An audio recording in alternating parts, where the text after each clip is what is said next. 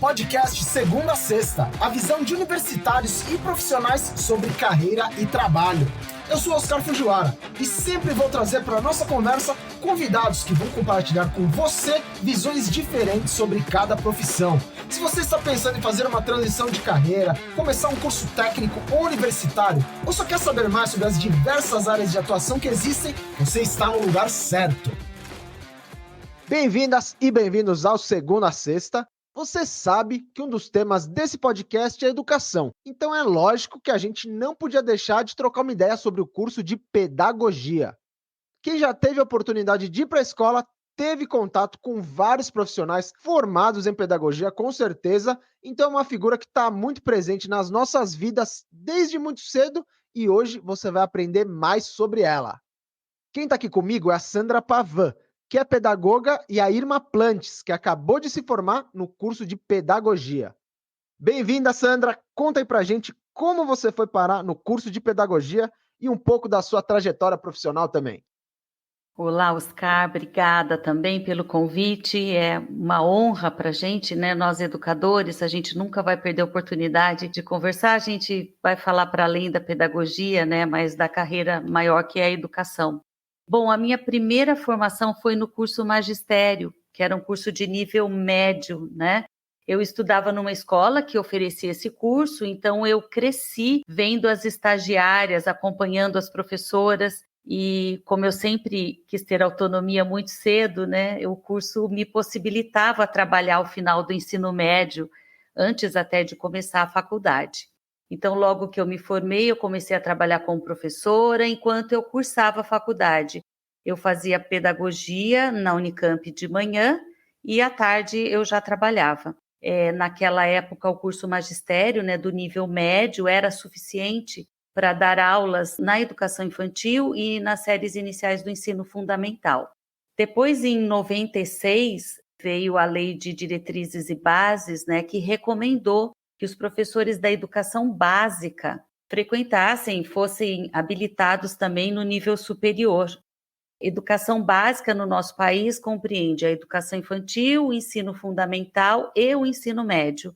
E claro que é importantíssimo, né, que os educadores de qualquer um dos níveis tenham formação universitária. Cada faixa etária tem a sua responsabilidade. E a partir daí, então, o magistério foi se extinguindo. Então, hoje, para dar aulas na educação infantil, nos anos iniciais, é preciso cursar a pedagogia, né? No começo, a minha prática docente foi muito com alfabetização, que é uma área maravilhosa. Depois eu fui para a gestão na função de coordenadora pedagógica. Depois eu dei aula nesse curso de nível médio de magistério. Aí eu fui para a orientação educacional, voltei para a coordenação, faço formação de professores. Hoje eu estou de novo na orientação, que é o responsável por acompanhar o desenvolvimento de forma integral dos alunos, né? Então, por exemplo, quanto à parte cognitiva, como é que está se dando a aprendizagem ou não, né?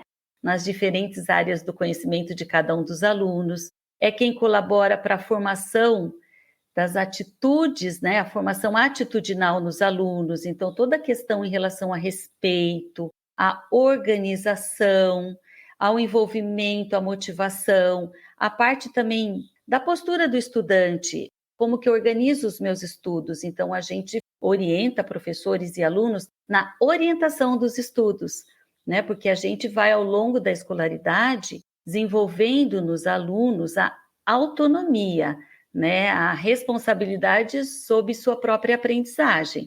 Porque, afinal de contas, aprender é para a vida inteira em qualquer carreira. Então, a pessoa precisa desenvolver autonomia. Então, o orientador educacional tem muito esse papel de ajudar o aluno a construir essa habilidade, né? E uma outra parte importantíssima, né? Toda a reflexão a respeito de valores morais, sobre ética. Então, orientar os alunos no desenvolvimento pessoal, se preocupando com a formação dos valores, com as atitudes, cuidar das emoções, conhecer seus sentimentos, encontrar estratégias de convivência, de autoconhecimento. E a gente tem essa responsabilidade dentro da escola de ajudar os alunos a encontrar quais são os seus talentos, as suas habilidades, os seus interesses, e ajudá-lo a buscar quais são as universidades que oferecem o curso que ele quer, que tem o perfil dele, e também que carreira, né? Qual é o projeto profissional que ele tem. A gente também faz a mediação dos conflitos, né? Porque a escola é o lugar de excelência da convivência. E onde há pessoas, onde há convivência, há conflitos. E a escola é o lugar para a gente aprender sobre isso. Então, o orientador educacional, ele é que zela por tudo isso, que cuida. Às vezes o conflito é de uma criança, de um aluno com outro aluno, às vezes é do aluno com o professor, às vezes é algum estranhamento do professor com o aluno, do aluno com o professor, com a família. A gente fala que a gente faz, então, a mediação dos conflitos. E você, Irma, conta aí pra gente como você foi parar no curso de pedagogia. Olá, Oscar, prazer estar aqui com vocês.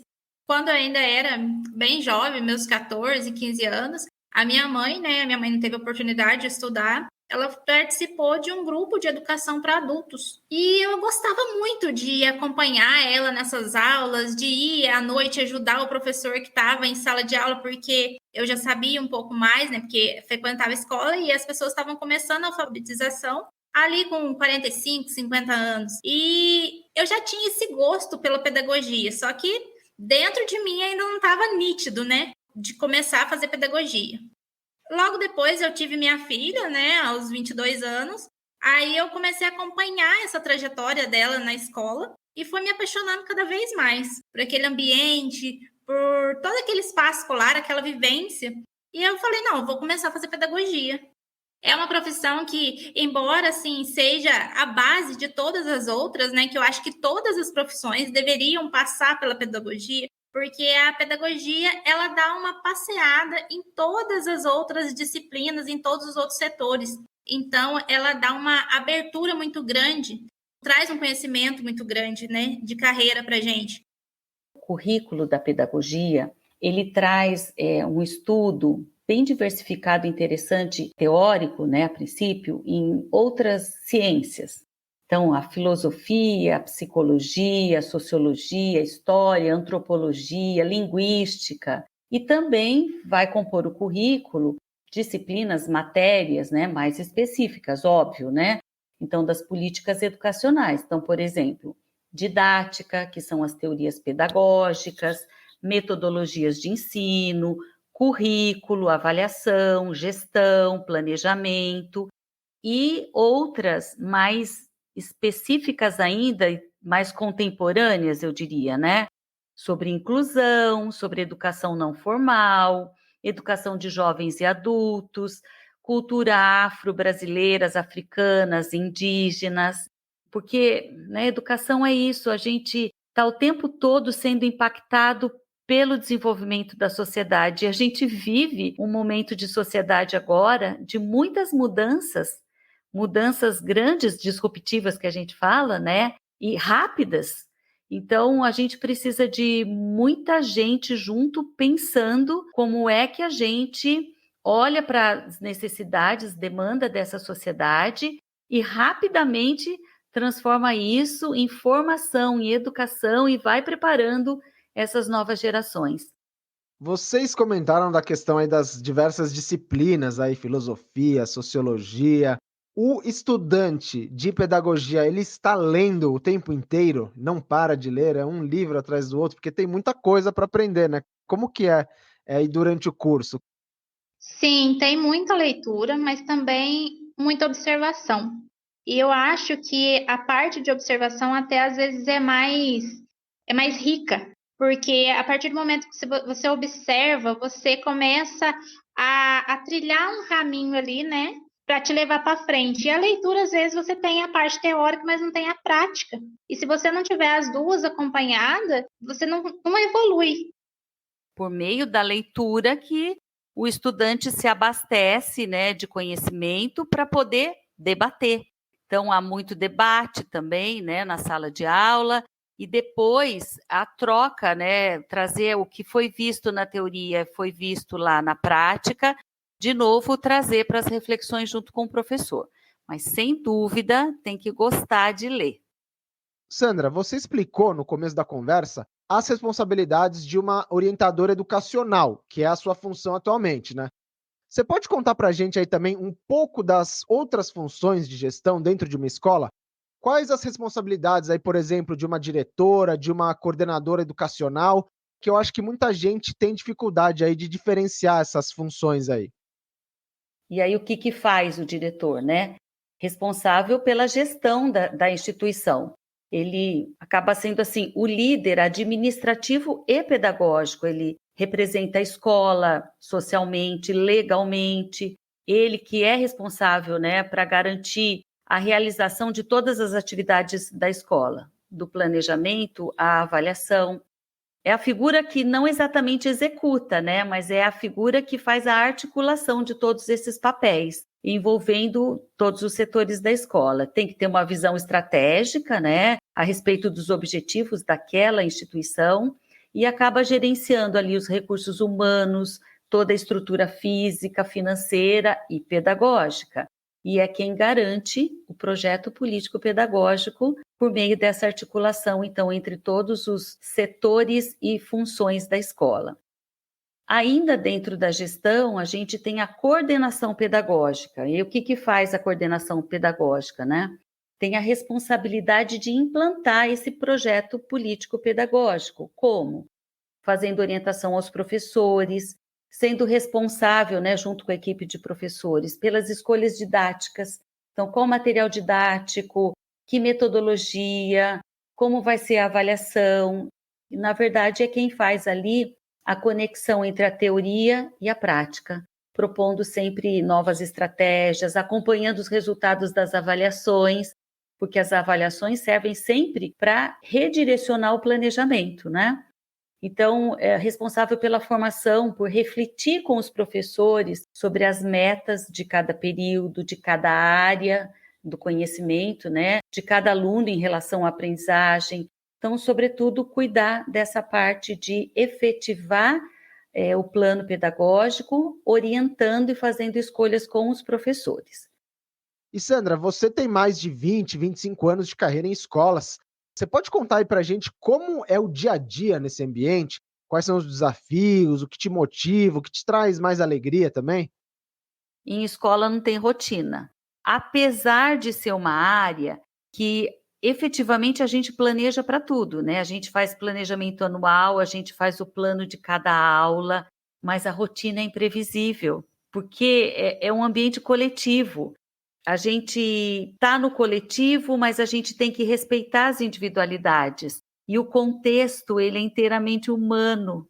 Portanto, os imprevistos acontecem o tempo todo, né? A gente lida com a vulnerabilidade das pessoas, a criança chega em casa, na escola aconteceu alguma coisa, ela vem, né, emocionalmente alterada, por exemplo, e tudo isso a gente tem que integrar, né? E a gente acaba tendo que, às vezes, replanejar.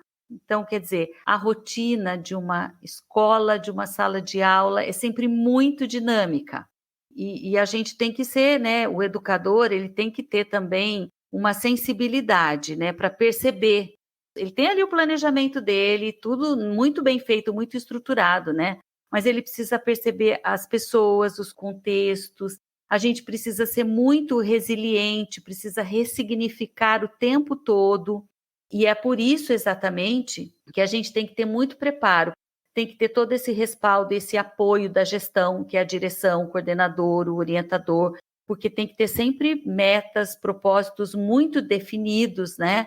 Porque você vai lidar com o imprevisto o tempo todo e nunca vai poder se perder. E nunca se perde, porque tem toda essa rede de apoio. Aliás, assim, o trabalho do professor nunca é solitário. É sempre feito no coletivo de professores e apoiado por essa gestão. Então, o que eu estou querendo dizer? Que é para quem gosta mesmo de desafios, para quem não gosta da monotonia, né? Para quem quer contribuir com o desenvolvimento, com o aspecto humano das gerações. Esse é o perfil do educador. Outra coisa, as famílias precisam de orientação o tempo todo. Então, a gente o tempo todo está estudando para dar conta de acompanhar e de acolher tudo isso, né? Por isso que o professor precisa ter sempre um olhar muito crítico, reflexivo, a gente está o tempo todo pensando, né? O que a gente vai trazer para o currículo que seja relevante, significativo, atraente, útil para os desafios que a gente tem agora tão contemporâneos, né? Buscar metodologias que favoreçam a aprendizagem, sabe, Oscar? A gente passou muito tempo estudando e buscando como ensinar. E faz um tempo que a gente tem se preocupado em como é que se aprende. Como educadoras, vocês lidam com estudantes que muitas vezes são bem mais jovens do que vocês e que acabam tendo hábitos, gostos muito diferentes dos seus, né? Pela questão da diferença de geração. Quais são os desafios na hora de tentar entender melhor os alunos para conseguir se comunicar e ensinar também, né? Acima de tudo. Isso é muito natural para o educador, porque a gente parte do princípio que a gente sempre quer entender o outro, seja uma criança lá na primeira infância, seja o adolescente, né? Então, esse estudo não é um estudo só da teoria, é um estudo também de uma leitura de mundo. Acho que o educador, o professor faz muito isso. Lê o mundo, o que está acontecendo, quais são as necessidades, né? A gente fala que as crianças e os jovens hoje buscam tudo, né, na internet e tal, mas nós professores também. E a gente se atualiza muito com tudo que vai acontecendo. A gente vai olhar o que o aluno olha para a gente poder entender. Isso é muito normal para professor. Vai assistir a série que o aluno está assistindo para poder trazer isso para a aprendizagem significativa que a gente sempre busca. As características das gerações mudam, né? Então, cada geração vem com uma demanda, um jeito de aprender diferente, a forma de se relacionar, a gente está vendo isso muito hoje, né? A forma de se relacionar, de se comunicar, tem sido muito impactada pelas mídias sociais. Olhar para as características, para as habilidades, né? Pensando que cada aluno é único, mesmo numa turma da mesma faixa etária, cada um é único, né? Então, o desafio a gente fala hoje em personalizar a aprendizagem, olhar para essa individualidade, né, e personalizar. Então, a gente tem que buscar muita metodologia. Hoje, a gente, para engajar o aluno, ele precisa ser muito protagonista, né, aquela coisa da passividade, aluno lá sentado, o professor só falando, e não produz aprendizagem, né? Então, quando a gente fala em conversar, debater, reproduzir, ensinar o outro, a gente está falando de aprendizagem ativa. Uma prática que a gente fala de uma metodologia ativa, por exemplo, a sala de aula invertida. O que é a sala de aula invertida?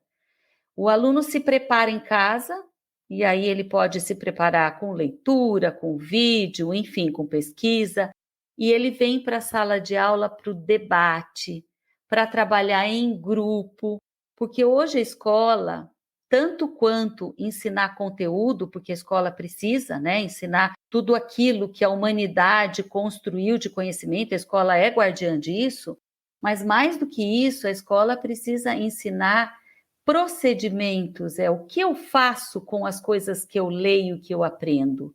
E também desenvolver as habilidades socioemocionais, né? Então, o trabalho em grupo, então, saber liderar, saber ser liderado, o respeito, a resiliência, a cooperação, a empatia. Isso tudo tem que ser trabalhado na escola, porque a escola é o lugar do coletivo, é o lugar dessa experiência junto com o outro. Então, o professor, ele se atualiza muito, então ele busca muito estar próximo desse jovem, né?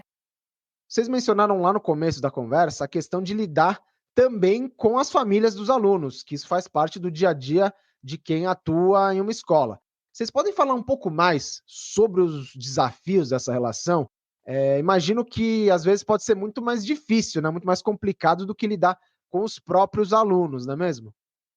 A gente encontra uma grande barreira, às vezes, nisso, porque muitas famílias a gente consegue ter alcance, outras não. Embora a escola hoje tenha programas que busquem a família cada vez mais para interagir na escola, a comunidade, para trabalhar em conjunto, mas a gente ainda encontra esse desafio de trazer os pais realmente para a escola. E muitos pais, a gente vai encontrar pais de todo tipo. Embora os filhos, às vezes, tenham feito alguma coisa errada, vão defender, não vão querer parar para ouvir, e a gente vai ter que estar ali para intervir, né, da melhor maneira possível, a fim de solucionar o problema. Vai ter pais que vão estar ali na escola todos os dias, vão querer saber da vida do aluno o tempo todo, vão participar, e vai ter aqueles que você nunca vai ver. Você não vai ver nem quando precisar, que vai chamar na escola e o pai não vai querer ir. Então, são muitas personalidades que a gente vai ter o tempo todo, e a gente tem que agir da melhor maneira possível, porque a gente precisa manter esse aluno em sala de aula, a gente precisa trazer a família para dentro da escola, e a gente precisa solucionar esse problema de aprendizagem do aluno. A escola e nós, educadores, professores, tem muito, né, esse papel com os pais.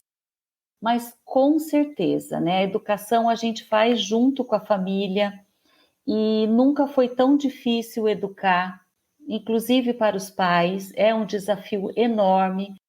Os pais hoje têm muitos desafios profissionais, têm uma demanda do mundo e tem, né, as crianças. Então, para a gente é uma honra poder acolher, trocar com as famílias. A gente faz muito isso na escola, né? A escola tem o profissional para fazer isso, que é o orientador. É mais do que complementar, né? A gente fala de parceria, as pessoas estão precisando muito. Esses dias mesmo, uma mãe veio pedir ajuda, e aí, né, nada mais gratificante que ela sair e falar: olha, obrigada. Ela me falou, valeu mais do que 10 sessões de terapia, né? E o que a gente faz não tem muito segredo. É escutar o outro, acolher a angústia, acolher a dúvida, e sim, a gente sabe orientar os pais, a gente pode contribuir. E, gente, como está o mercado aí para as pedagogas e pedagogos? Tem muita oportunidade de emprego? Há uma diminuição da procura por esta profissão. O que a gente sabe é que há uma falta até de professores no nosso país, né? E faz sentido, porque é uma profissão que, infelizmente, não é em todos os setores que ela é valorizada. Há uma discrepância, porque sim, a gente tem escolas, instituições, principalmente particulares, que valorizam bastante, então são atrativas, mas essa não é a realidade para todo mundo. Então, a gente sabe de pesquisas que mostram que a idade dos professores atuais ela está aumentando, então há mais pessoas que estão há mais tempo na profissão do que jovens ingressando, e que quando você projeta isso para um futuro daqui 20 anos, por exemplo, começa a ser preocupante. Acho que vai nessa onda essa preocupação de reformular os cursos, né? Porque não tem como a gente não voltar a dizer: nada vai melhorar se não passar pela educação, pela formação das pessoas, né? Por exemplo, eu vim de uma turma de 30 alunas. Dessas 30 alunas, 10 sonham em ir para a sala de aula. O restante, tudo é empresa, é fazer uma pós-graduação em outra área, sabe? Para ter uma base, mas não para trabalhar na sala de aula, não na escola. A maioria quer trabalhar em RH, quer trabalhar em empresa, quer trabalhar com consultoria, né? Acaba fazendo uma pós em psicopedagogia e abre clínica. O curso de pedagogia, ele qualifica para trabalhar em muitas instituições educacionais, né? Porque a gente conhece o tradicional, aquilo que todo mundo viveu, que é a escola, que é o maior exemplo. Mas também há funções em outras instituições, em ONGs, em empresas. O pedagogo ele tem um campo de atuação bastante amplo, não está restrito à escola formalmente, né? Então, por exemplo, o setor de RH nas empresas, as organizações não governamentais, a gente tem muitas instituições sociais, fundações, que são, inclusive, referência para nós, todos educadores no nosso país, né? Então, hoje o curso de pedagogia, né, ele habilita para dar aulas, né, na educação infantil, nos anos iniciais, no nível médio, em disciplinas pedagógicas de curso de formação e na gestão. O currículo da pedagogia forma para todas essas funções, né? E mesmo para esses profissionais que não querem atuar em escola depois de formados, como vocês acabaram de comentar, né? Qual que é a importância, na opinião de vocês, de ter essa experiência como professores e professoras? faz a diferença na formação de um bom profissional de pedagogia, de uma maneira geral, atuar em sala de aula em algum momento? Eu acredito que sim, porque as empresas também, quando contratam um pedagogo, elas querem para melhorar o quadro, né, de relacionamento dentro da empresa.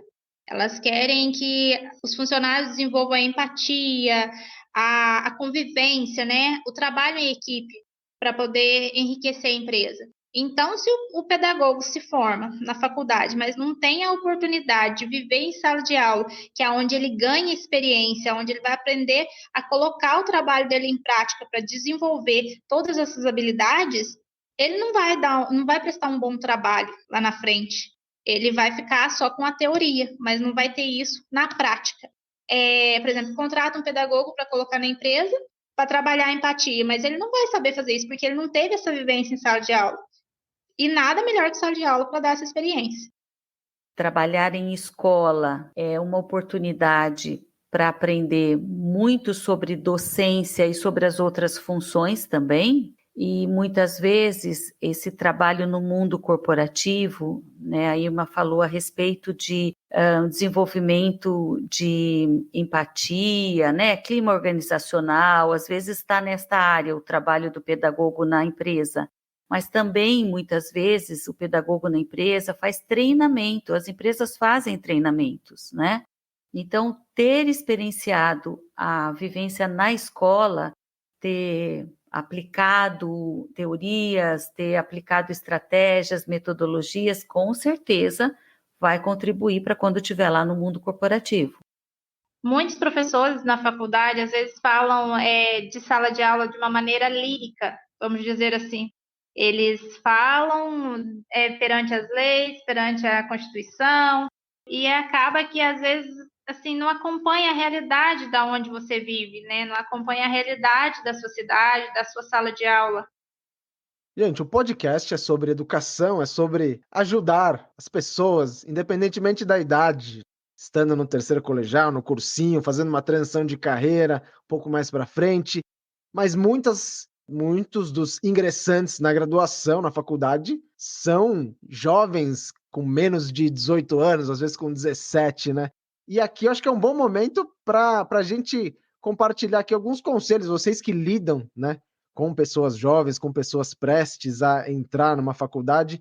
Que conselhos vocês dariam para esses jovens, né, para eles poderem trilhar um caminho aí de conhecimento, de pesquisa, até a hora lá do vestibular, para que eles escolham com mais tranquilidade que carreira eles querem seguir?